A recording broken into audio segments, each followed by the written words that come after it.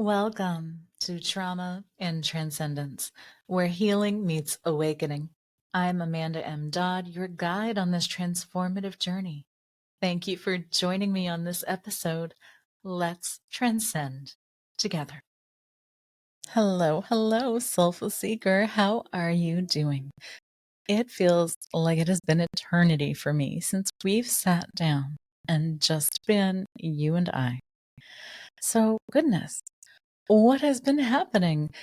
I know that you've been listening to many different guest interviews. I would love to hear all about it. Who has been your favorite so far? And what is it that you've loved about them? What they've talked about, what they've shared, who they are, and how they help people? Because that is my biggest excitement when I bring on a guest, is that if I'm not the practitioner for you, that you might glean something, you might hear something that is going to be helpful on your journey. Either it's a modality or a practitioner, just something as you're continuing towards your healing and on your spiritual journey.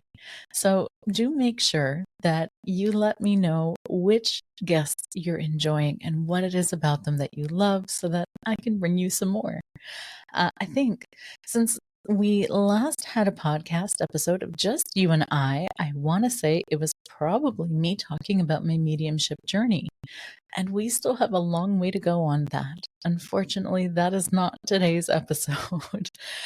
Since then, goodness, I've been doing lots of hypnosis conferences. So Michigan Hypnosis Conference wrapped up. I won an award for podcasting. So I really do want to say thank you because you've been part of this journey with me. And if you weren't listening, I wouldn't really have the motivation to keep going. I enjoy sharing things. I love sharing people, but I am a fairly busy hypnotist and I do have other things to do. As you know, I've got lots of furry little friends in my home, and I love the days, especially today when it's fall. All of the colors are out and I can just be outside with them, taking in the fresh air before winter hits. So yeah, that I keep doing this is really because of you. It's the powerful feedback that you send me when you listen to an episode. It's letting me know that things have been helpful and you are making sense of your journey and you're feeling supported along the way. So thank you so much for being on this journey with me. And of course, thank you to Dan Goyette and Heather, who bring on the Michigan International Hypnosis Conference every single year. It was such an honor to be nominated for that award. And as things would happen, you saw last episode was supposed to be a bonus episode, and then the week escaped me and you didn't get a regular episode out of me. I am so sorry. In the bonus episode, we had Linda Thunberg, who runs NATH, National Association of Transpersonal Hypnotherapists, which is a fancy way of saying hypnotherapists who really specialize in the spiritual connection and helping you connect to your spirituality during your hypnotherapy sessions. And they also run a conference. And so you got a little bit of a sneak peek tidbit that the conference is coming up and yours truly is actually going to be there. I wasn't supposed to be. I was going to be taking a year off. What is that saying? If you want to make God laugh, tell him your plans. That feels very, very on the nose right now for me. So much to my surprise, I will be attending the NATH conference this year. The full conference, definitely going to go and enjoy it. And then I will be presenting a workshop on the Monday. So November 11th, it is a 4-hour workshop, and I'm going to be helping hypnotherapists and podcast curious people who would like to launch their podcast. So whether you know what you want to podcast about or you don't, I want to see more people in this field. There are so many wonderful people who have things to share and get out to the world. And I love this medium. This is just such a cool way for us to connect. So I'm excited to help several more people begin their podcast. If you would like to join me, I would be happy to have you. I'm not going to spend a whole lot of time talking about my journey as a hypnotist or podcaster, but rather just jumping straight in, giving you some solid and concise tools to get your podcast off the ground. By the time you leave, you're going to be ready to record your first episode. So if you want to join me for that, you've got to check out the NATH.world website and see the conference. Now, I'm not 100% sure if you have to attend the whole conference or if you can just come for the workshop. I think it might be possible just to come for the workshop, being that it's at the tail end. So if you're in the Virginia Beach area and you want to hop in and start your podcast, you could do that with me. And that would be a whole lot of fun. And I'm excited to see what everyone comes up with and how they come out. Now, if you are already a NATH member, you're coming to conference and you want to get a jump and be ready for the workshop, here's something you can do. Start by listening to a couple of podcasts and see what you like. See what you don't. Take notes on the things that the podcasters do that make you smile, that make listening worthwhile for you. This is going to give you some hints about your unique style and the kind of podcast that you want to have. So if you're attending the NATH conference and you're joining me for the workshop, this is your first assignment. Listen to some podcasts. Take some notes. Notice what you like. Notice what you don't. That's it. And what else? Oh, goodness. The fall issue of HypnoWorld Magazine came out. So that was a happy day when this arrived in the mail. Hopefully soon, Mr. Grant Saunders will be on the podcast for you. He is a really well-known stage hypnotist. Awesome guy, also helps run the Pacific Northwest Conference for stage hypnotists. So performing hypnotists who really do the comedy aspect and then even more so. So I'm looking forward to hopefully having him on here for you. In the fall episode, I submitted an article all about From Whispers to Waves. So if you do want to hear about my journey into podcasting, get your issue.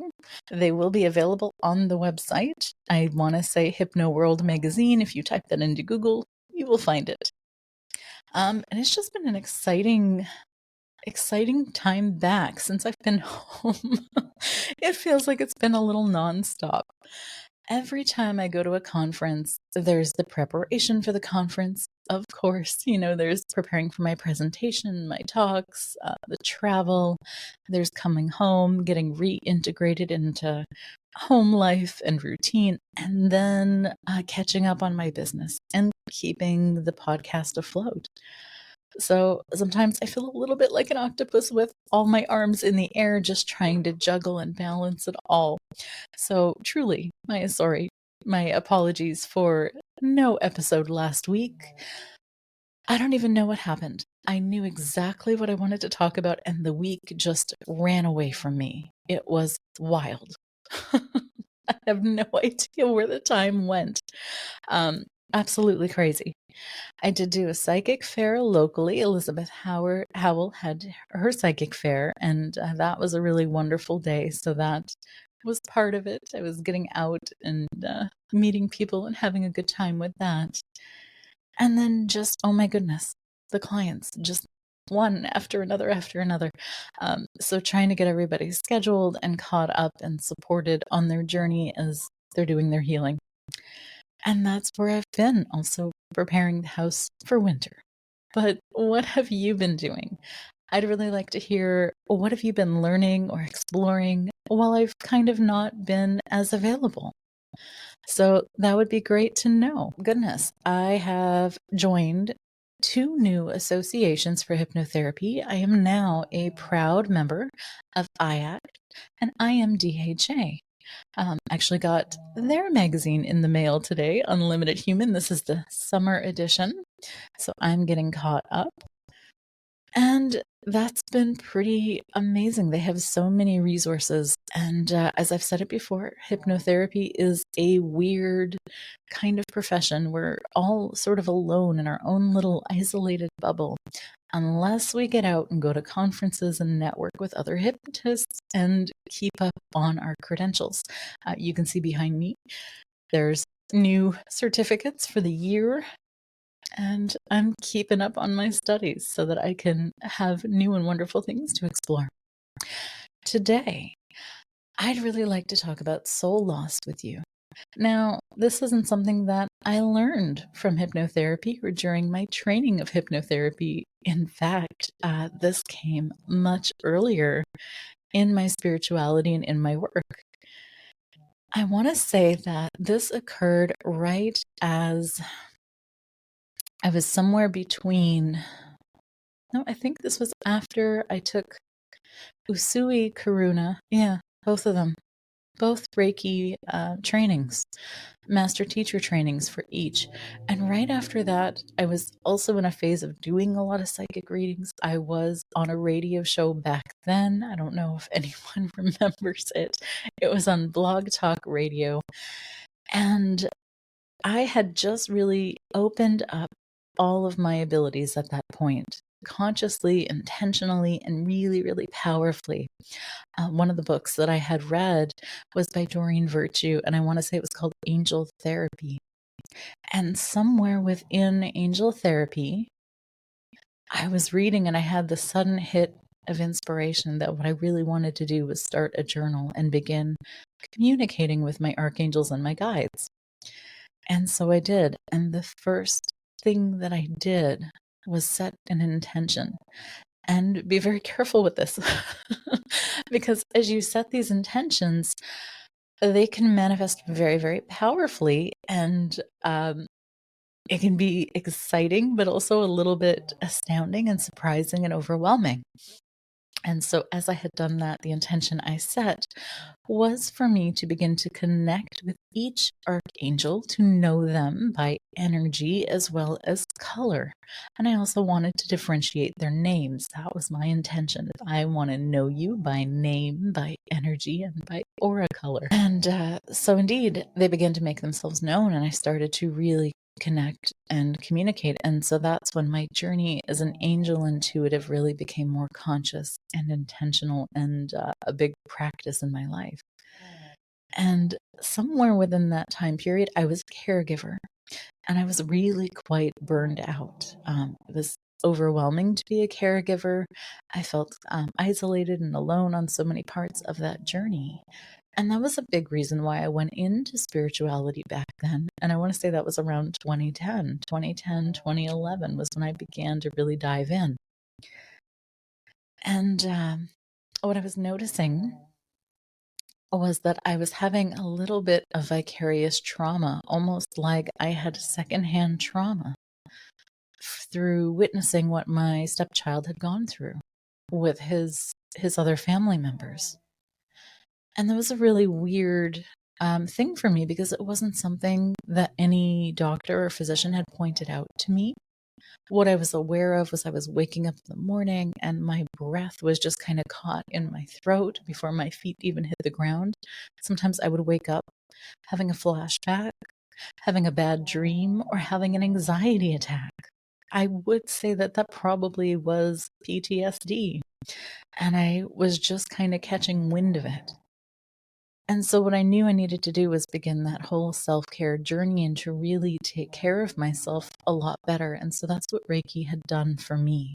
And that was a really crucial and important thing. Also, when I began Reiki, it brought me back to my intuitive roots, to being a medium, to connecting with my abilities more. And it really opened a lot of doors for me in terms of using my gifts a lot more powerfully and eventually professionally as well. And so somewhere in there, after having finished my Reiki trainings, working on angel intuition, I remember we had dropped my stepson off for a visit with his bio mom, and it's a long drive, and my spouse and I were on the way home. And I was kind of really having fun with angel intuition. He was driving, which meant that I was kind of free to just connect and see what would happen. And I remember at one point we were having a conversation about being tired.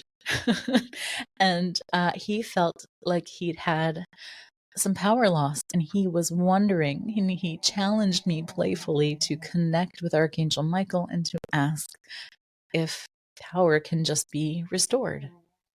And I honestly didn't know the answer. I had no idea. And so I thought, well, let me try. And let me tell you, is probably the biggest part of my evolution as a practitioner. And if you're out there growing your abilities, I highly recommend that when someone asks you if you can do something, don't say no. If you have the appropriate training and you're within your lane, say, let me try, and actually try and see what happens, because I promise you'll grow your edges and your abilities so much faster that way.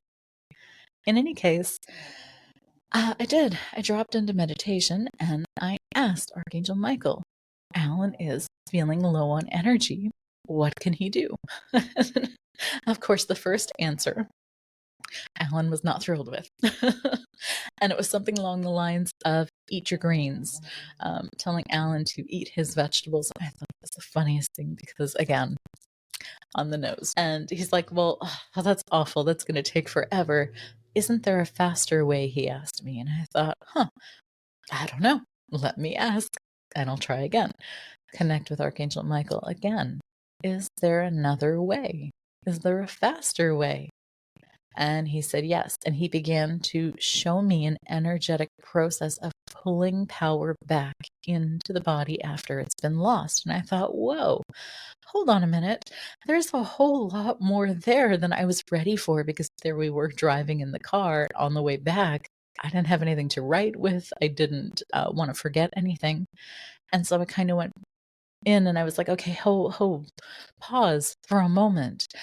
Can you show me this again next time I meditate? And he said, yes. And I said, okay. And I thanked him and I closed off connection. And Alan and I just kind of joked and played in the car and we're having fun with the whole thing. So later on that week, Alan went to work. Kiddo was in school. I was free to meditate. And so I did. And I asked archangels to bring me through the process of calling the power back. Now, if you look at this podcast, one of the first episodes is a channeled meditation. And that is the meditation they gave me. It's all about the chakra, the energy systems, and the aura, and calling the power back into the body.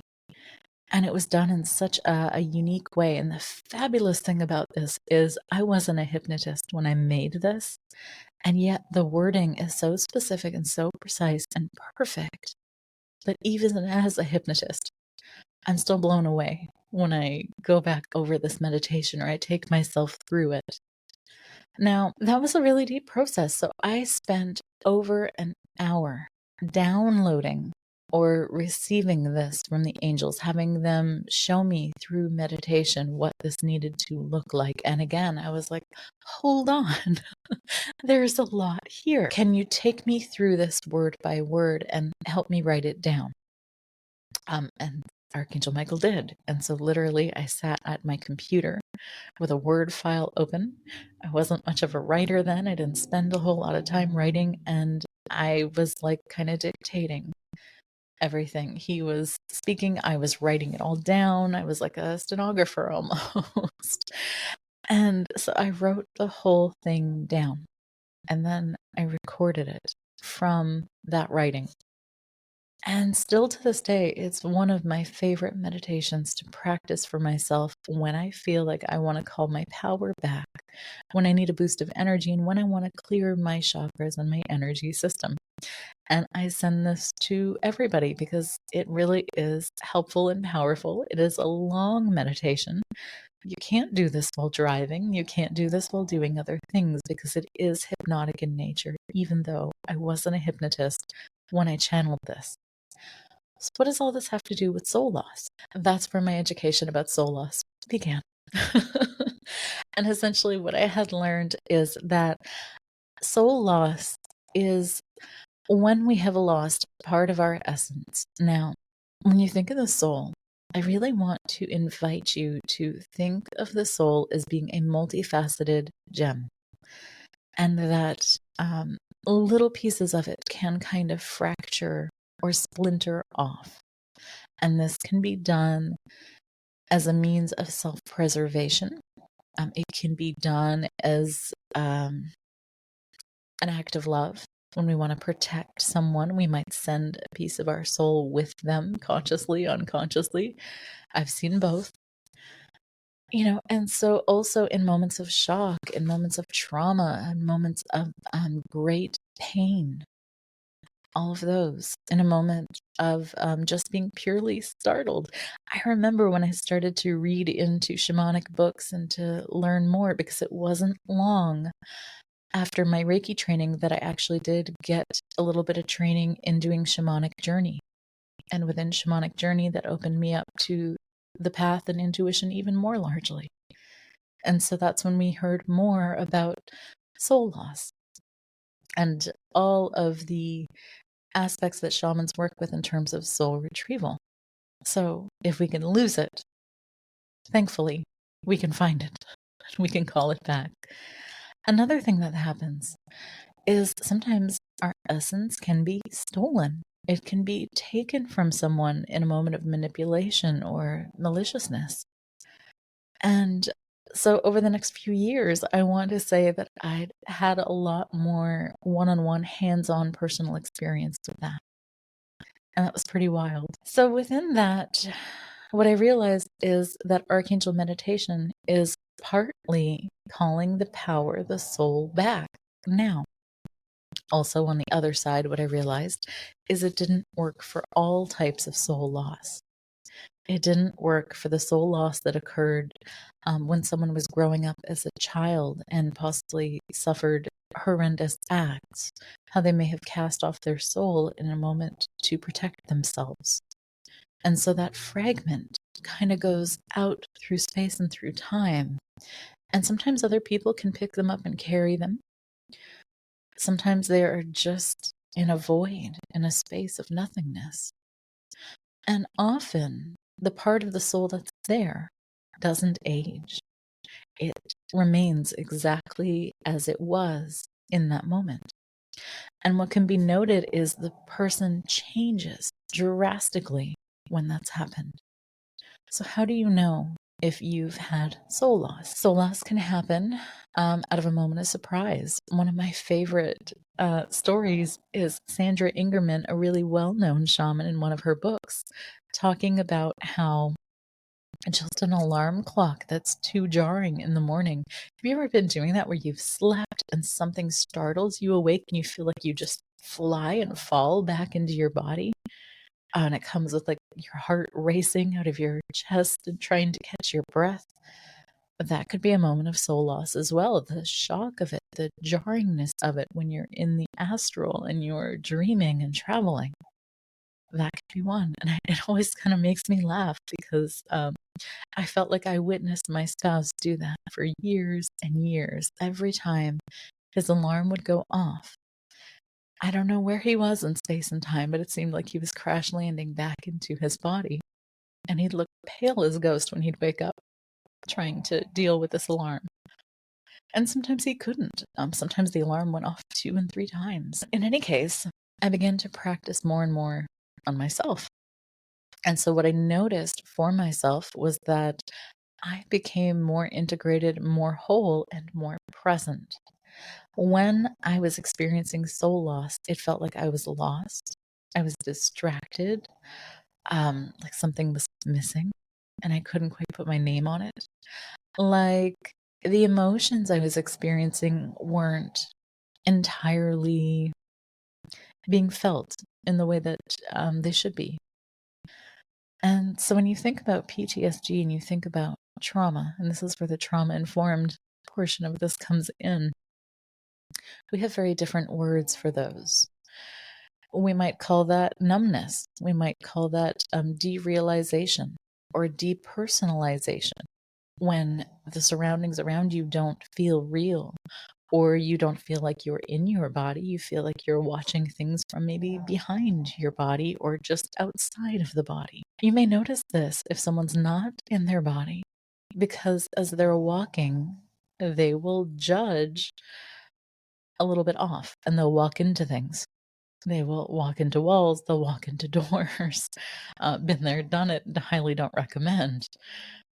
But those are some signs of soul loss. Now, often this can be kind of accompanied by really dampened, low feeling vibrations. I don't want to say depression for everyone, but it could be like depressive type feelings for sure. There can be that numbness so strongly that they don't feel like the things that they enjoyed were previously doing anything for them anymore. And even just connecting into the emotions is difficult. And so, on some level, I want to say that all of us were going through that at various points. Because my spouse and I had both witnessed my stepson go through a lot of trauma. And then there was additional trauma that we were exposed to from other people as well. And then on top of that, goodness, there was just like the day-to-day suffering that he was going through that also inflicted trauma on us. And so everybody was kind of entrenched in trauma. And so I want to say that my spouse and I both had soul loss, and I think even my stepson did too. At one point, I had done a soul retrieval on him, and I did notice a vast shift in him. I don't know that we were able to sustain it, because so here's one of my big pet peeves. When it comes to this work, a soul retrieval really ought not to be done lightly. And you can hear so many people talking about it like, oh, let's just do it in a meditation. And then there's no follow up and there's no support after. I want to say that a soul retrieval can be powerful, but it can also come with a modicum of pain. If you are retrieving a part of your soul that felt overwhelmed, that was in shock, that felt so much pain, when you bring that back, it is entirely possible that you're going to need to process all of those emotions, that pain, any challenges that you were having at that time. And so it's almost like a reprocessing that happens. And then there's the phase of integration, where then you're allocating this energy into your system and you're kind of renegotiating what part of you is going to be in the lead, which one is driving and more in charge of your system. So when I do a soul retrieval, I often also like to follow it up with some parts work. I like to hear how the client is integrating that part of their being back in. And so you can kind of see the crossover of the shamanic into my clinical hypnotherapy and my transpersonal hypnotherapy practice. They kind of meld and couple in really well, because so much of this is the unconscious and dealing with the consciousness and helping integration happen. What else? Relationships suffer. Work suffers. Family suffers. I want to say just about everything. It's like the person who is having a hard time with soul loss isn't fully present, and so they might appear to be really aloof. They might seem out of it, just kind of not aware of what's happening around them, and having overwhelm, perhaps. They don't know how, or they don't have the resources. So it's not uncommon to hear of a lot of fatigue and exhaustion as well. Now, from the trauma-informed perspective, that makes a whole lot of sense to me, now that I've studied the nervous system and I understand the ins and outs of it a little bit more.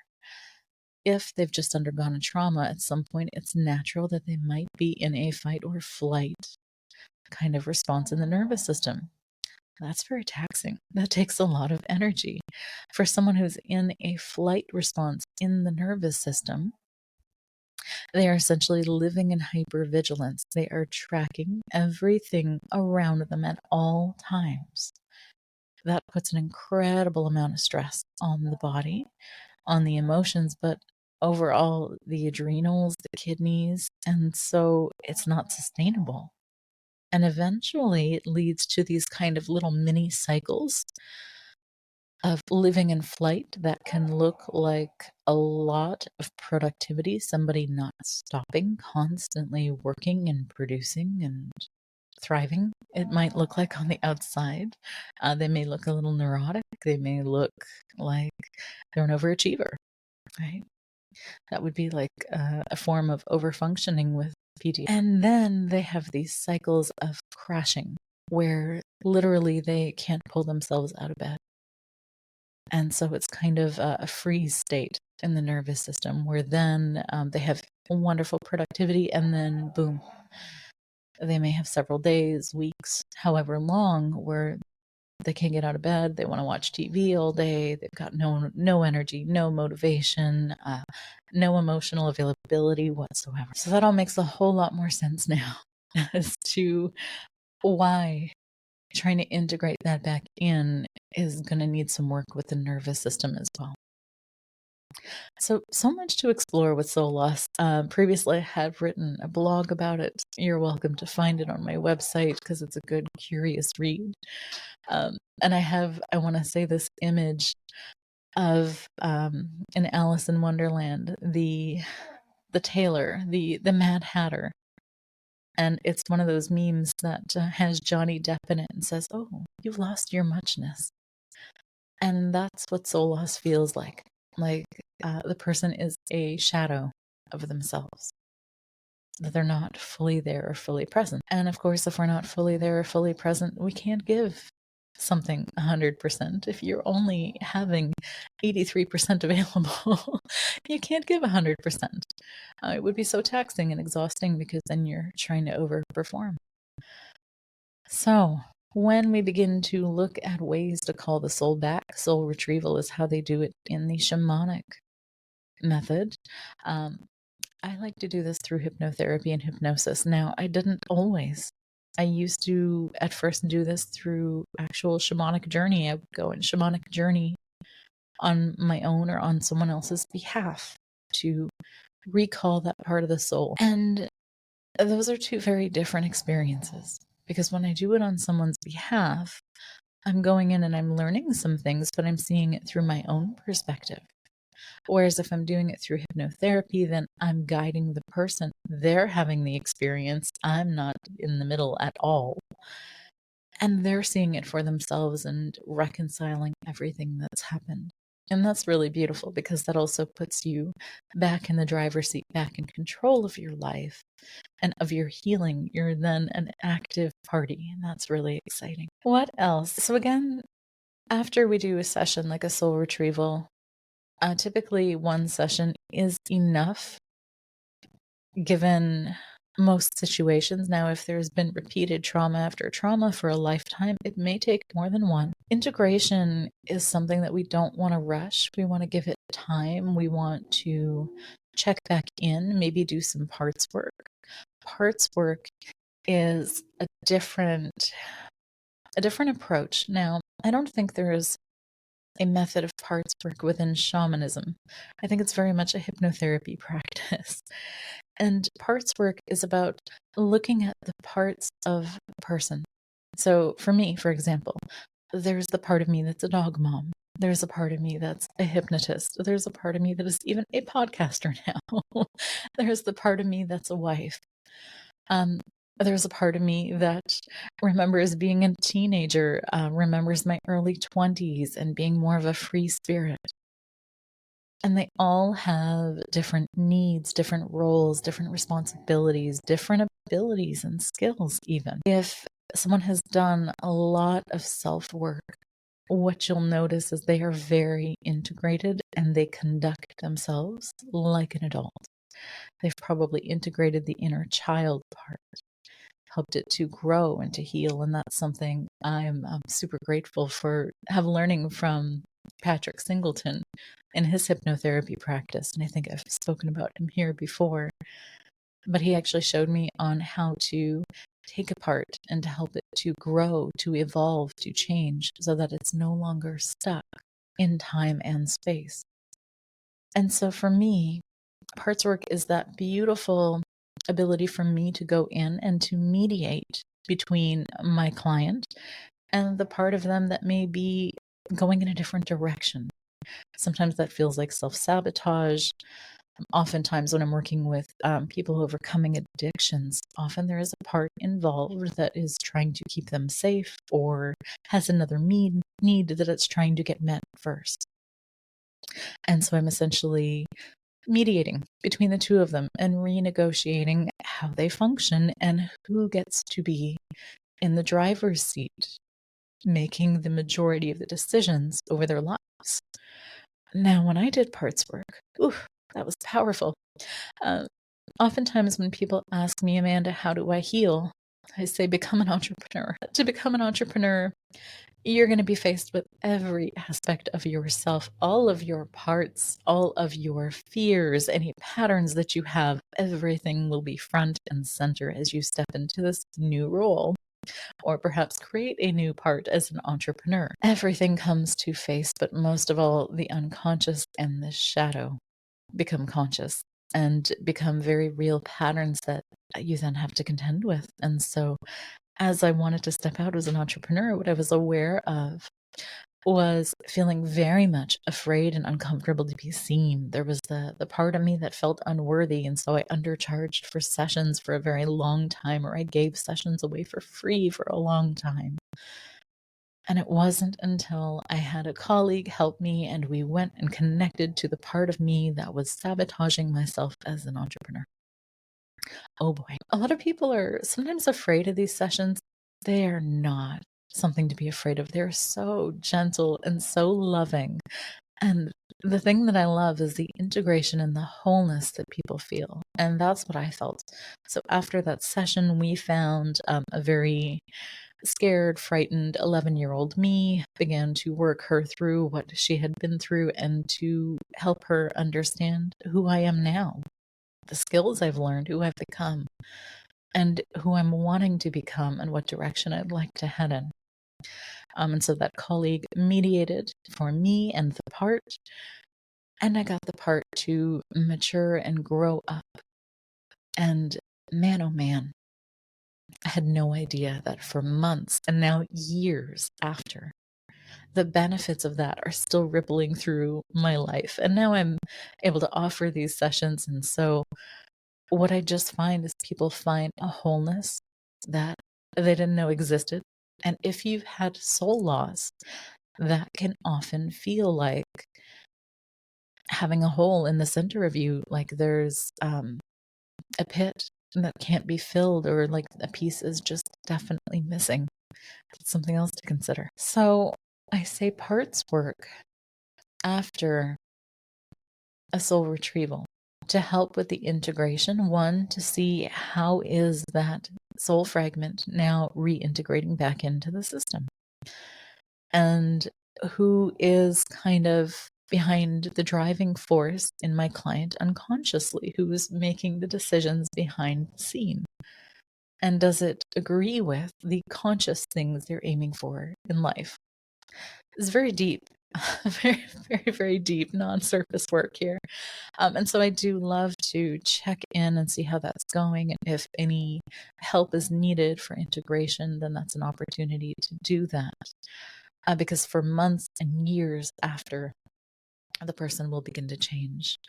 They may become more accountable, more responsible, more available, more present, more heart-centered, more whole and more wholesome, and a whole lot more motivated to be able to move towards their goals and their dreams. So it's really a beautiful pleasure to be able to witness and to facilitate, even more so to receive, because the changes that this makes is just really profound. But it really does pain me when I see people doing soul retrieval and then they just leave it at that. There's no follow-up work. There's no check-in. And so if you've returned a fraction of somebody's soul and there hasn't been some kind of reconciliation, some kind of work and negotiating happening, you don't know how that's going to play out. That fragment can come back with certain fears and unconscious beliefs. It can then sabotage the person. And so integrating and healing can be a huge part of that. It's definitely not something that I like to rush. And I think even when I did study shamanism, I really wasn't taught how to do that integration. For me, that part came from understanding hypnotherapy. And I feel like the melding of those two worlds is what makes me the practitioner I've become, and the way that I do things, and the why that I do things. So there's that to consider. But it is not a scary process. It is a really powerful process. One of my favorite experiences with this was when my spouse had finally decided he was willing and ready to give up chewing tobacco. I was over the moon excited. And you've probably heard this story before. If you haven't already heard the story, he was ready to give up chewing tobacco, and I was like, "Oh, great. Can I refer you to a colleague? Would you like to work with a man? Would you like to work with a woman? Who do you want to work with? I can't wait to see like how that goes." And he's like, "Well, no, I really don't want to work with anybody else. It's kind of you or I'm not doing it." And I'm thinking, "Oh, I can't stand the chewing tobacco." If you've ever seen that, they spit tobacco into things because they keep a pocket of tobacco in their mouth. And oh, after 20 years of him doing that, I was very much ready for him to be done. And so I was like, okay, against my better judgment, I am going to just make no guarantees and do what I can. And so we did an exploratory session to find out what the tobacco was doing for him. And so we went back through time, through space, and I went back to the first time that he became interested in it. And we saw an inner child part of him that wanted acceptance and approval of other people. And I thought, oh, interesting. Okay.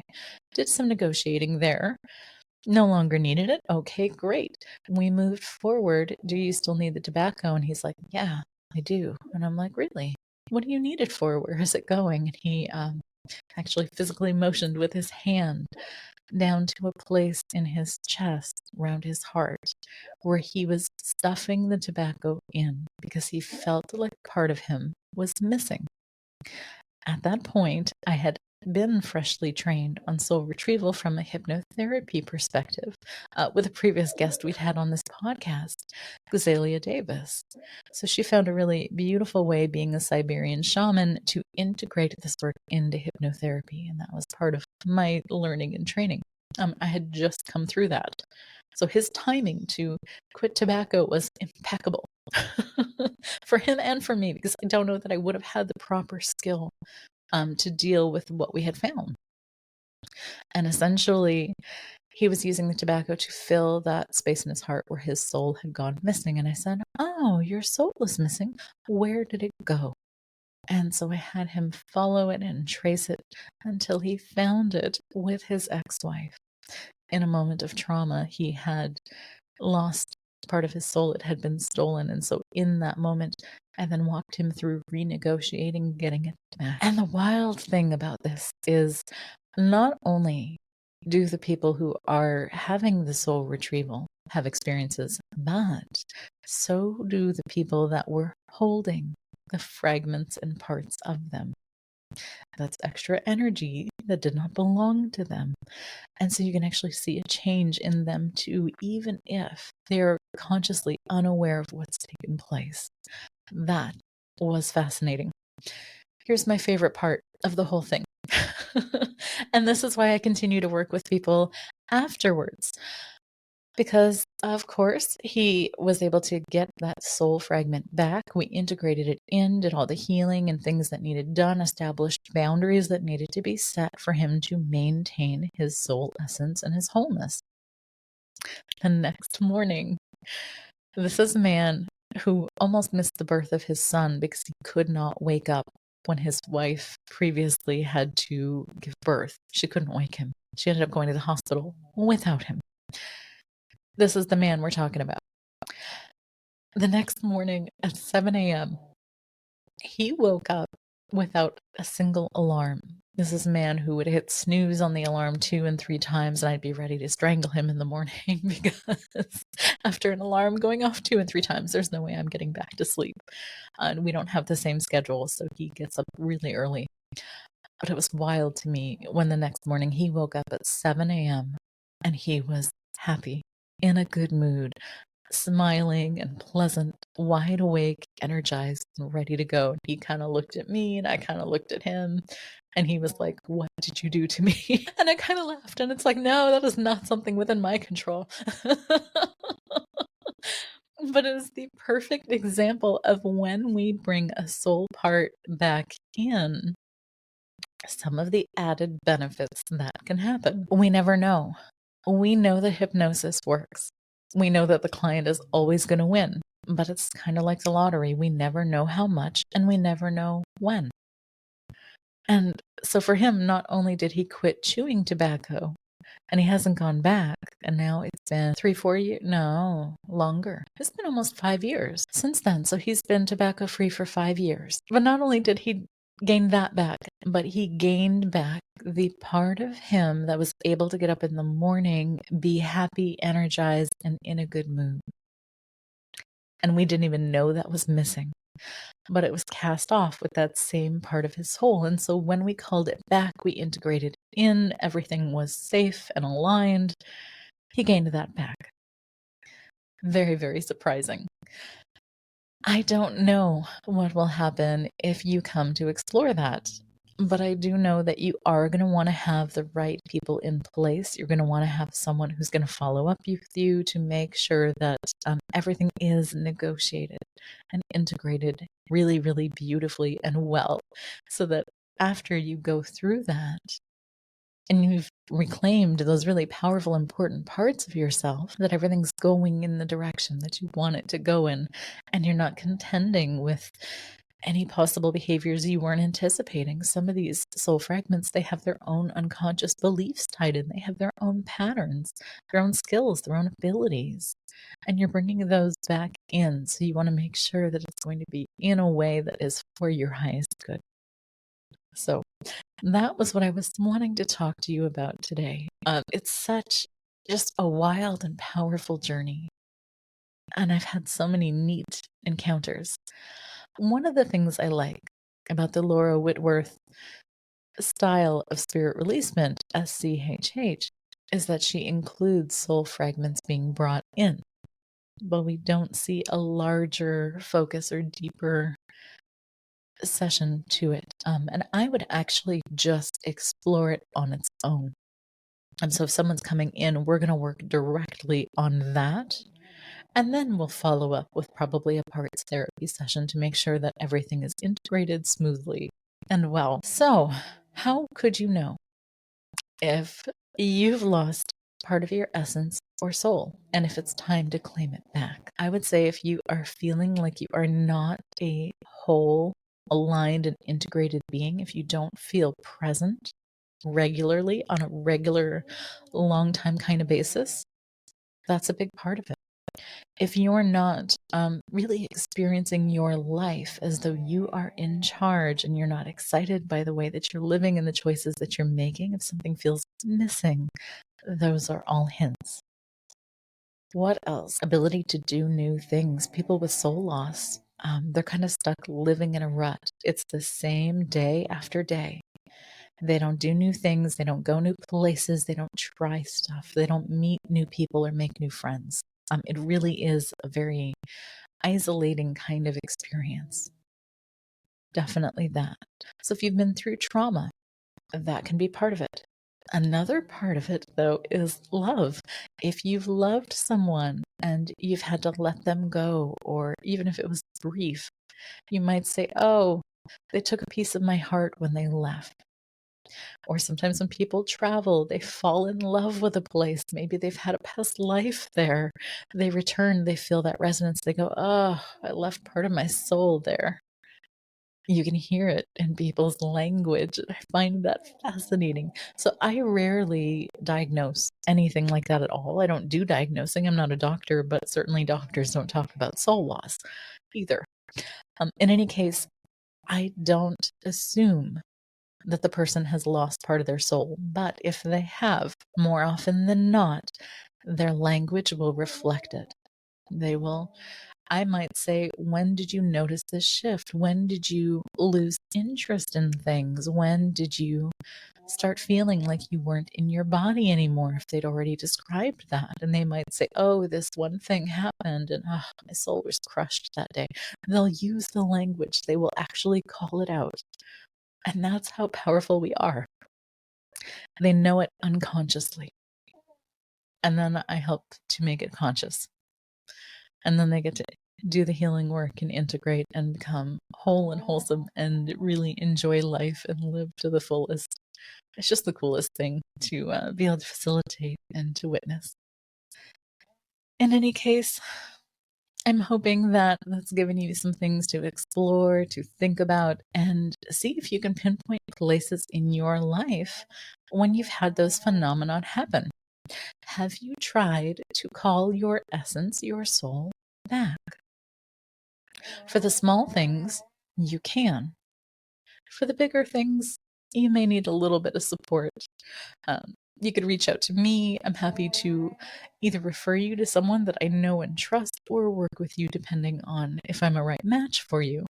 But it's very, very much worth exploring and looking at, especially if you've tried very many other things and you've not found that feeling of wholeness, security in who you are.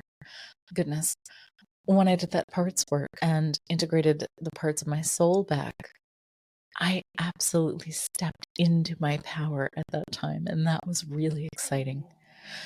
I'm not going to say it was pretty. There are definitely some consequences. The people that I thought loved me, turns out, didn't have the capability of doing so. And when I stepped in my power, they kind of fell off. And that was painful. That was hard. But it was needed and important. And so those are things that can happen. So do not take this journey lightly, but it may be something for you to research and continue to explore. Nonetheless, we're almost at the hour here. I hope that you've been able to learn something from today and that those little pug snores aren't distracting you all through this. Most of my clients actually enjoy the pug snores during their sessions. They feel it helps them to relax even more. We'll see how much of it came through today. In any case, there are so many wonderful people coming on the podcast for you, people for you to meet. I'm so excited. I've got 3 people that I'm podcasting with tomorrow. Tomorrow is a full day, just to let you know what this looks like. Sometimes I get to record in batches, and so I'll actually be spending a large part of my day tomorrow just podcasting. So there will be some new and exciting episodes coming up for you, Soulful Seeker. But that's it for now. So wishing you so much peace, happiness, wholeness, and of course, stay inspired. Bye for now, loved ones. Thank you for joining us on this transformative episode of Trauma and Transcendence. Your stories matter. I would love to hear them and from you. Connect on our website, healingbeyondtrauma.com, or drop me an email at amanda@healingbeyondtrauma.com. Remember, healing is a journey we take together. Until next time, stay connected, stay inspired. This is Amanda, wishing you bright blessings.